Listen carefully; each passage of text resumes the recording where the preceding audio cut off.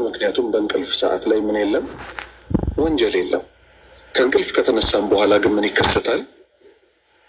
ወይ ስልካችንን ጎተት አድርገን እንይዛለን፣ ወይ ሪሞት ኮንትሮሉን አንስተን ቻናል እንከፍታለን፣ ወይ ከቤታችን ወጣ ብለን ለስራ እንዘጋጃለን። ለዛ ነው ነቢዩ ሰለላሁ ዐለይሂ ወሰለም እያንዳንዱ ሰው ነፍሱን ለገበያ ያቀርባታል ያሉት።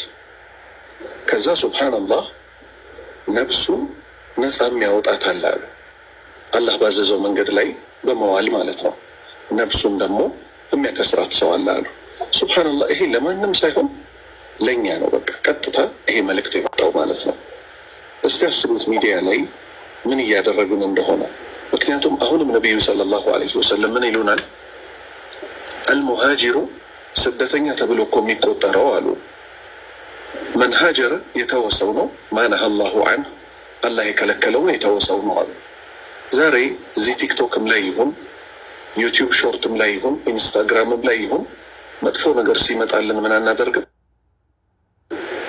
ያንን መጥፎ ነገር ማለፍ ያቅተናል። ለምንድን ነው ነፍሳችን እንደዛ ያቃታት ሲባል ነፍሳችን ስለተለማመደችው ማለት ነው። የአላህ ባሪያዎች ሆይ ከነፍሴ ጀምሮ እስቲ ሁላችንም ጥያቄ ልጠይቅ። እሱም ምንድን ነው? አላሁ ስብሓነሁ ወተዓላ ቀድ አፍለሐ አልሙእሚኑን አለዚነ ሁም ፊ ሰላቲሂም ኻሺዑን ወለዚነ ሁም ዐኒ ላግዊ